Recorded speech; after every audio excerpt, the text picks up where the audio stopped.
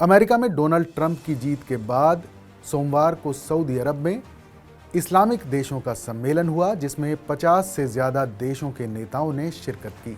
इस समिट में Saudi crown Prince Mohammad बिन सलमान ने गजा और लेबनान में इजराइल की सैन्य कार्रवाई को फौरन रोकने की मांग की और गजा में इजरायली हमलों को नरसंहार करार देते हुए आज़ाद फिलिस्तीन देश की मांग भी रखी।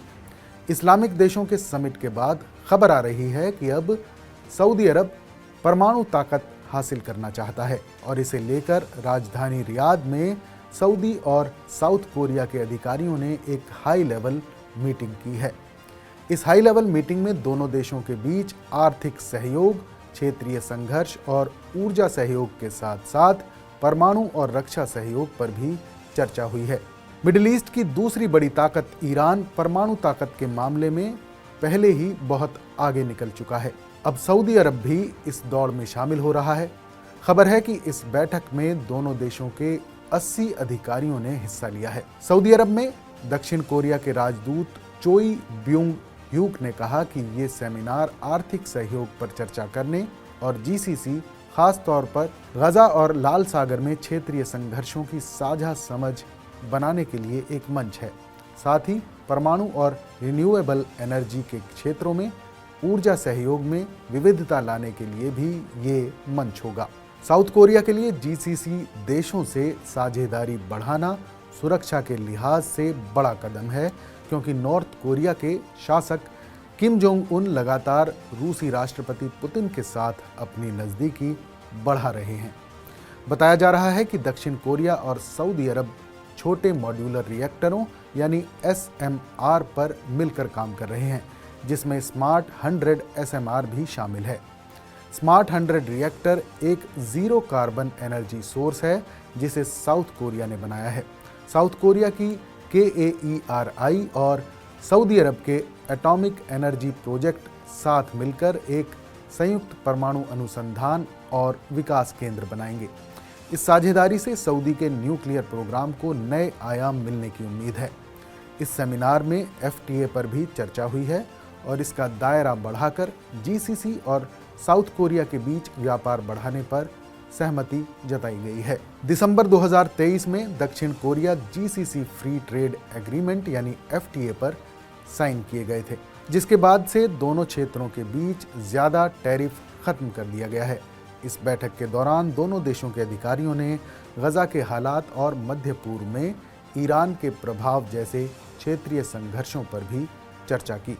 साथ ही दुनिया में तेजी से बदल रहे रणनीतिक रुख, खास तौर से एशिया के लिए अमेरिका और खाड़ी देशों पर इसके प्रभाव और रूस उत्तर कोरिया संबंधों की वजह से एशिया में बढ़ी संघर्षों की संभावना पर भी चर्चा हुई है। इसके अलावा साउथ कोरिया और सऊदी अरब के बीच AI और एनर्जी ट्रांजिशन के क्षेत्र में सहयोग पर भी चर्चा हुई है। खबर है कि साउथ कोरिया ने सऊदी अरब में AI डेटा सेंटर की स्थापना का प्रस्ताव भी रखा है।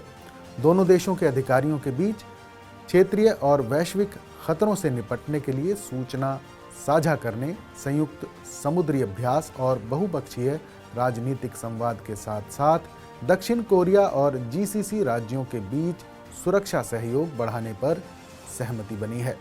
लेबनान और गजा में जारी इजरायली हमलों के बीच सऊदी अरब की सक्रियता को देखते हुए इजराइल और अमेरिका समेत उसके सहयोगी देशों की चिंता अब काफ़ी बढ़ गई है। इसी बीच अंतर्राष्ट्रीय परमाणु ऊर्जा एजेंसी यानी IAEA के चीफ राफेल ग्रॉसी ईरान के परमाणु कार्यक्रम को लेकर अहम बातचीत करने के लिए बुधवार को तेहरान पहुंचे हैं।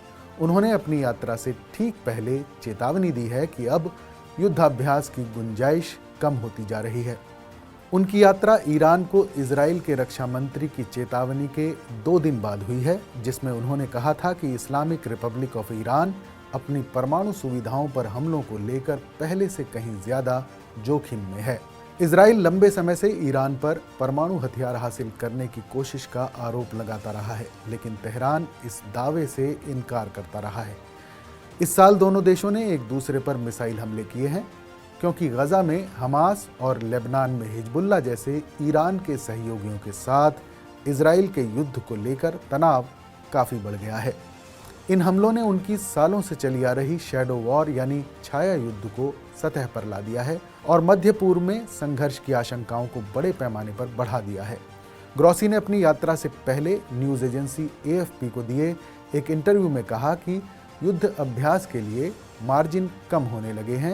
उन्होंने कहा कि कूटनीतिक समाधान तक पहुंचने के तरीके तलाशना जरूरी है, जबकि IAEA को ईरान में निरीक्षण करने की इजाज़त है।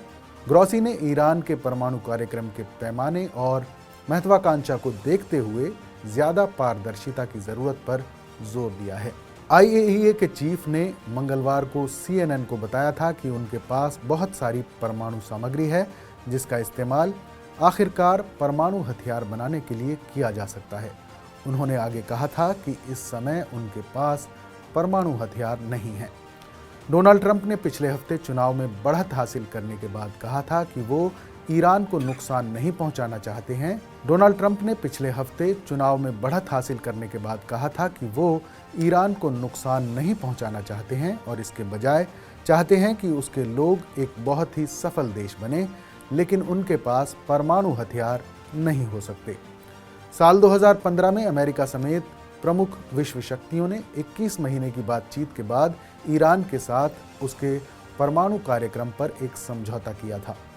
इस समझौते में ईरान पर अंतर्राष्ट्रीय प्रतिबंधों में ढील देने का प्रावधान था, जिसके बदले में ये गारंटी दी गई थी कि वो परमाणु हथियार नहीं बनाएगा। लेकिन ट्रंप ने ईरान पर अमेरिकी प्रतिबंधों को फिर से लागू करने से पहले 2018 में समझौते से खुद को अलग कर लिया था।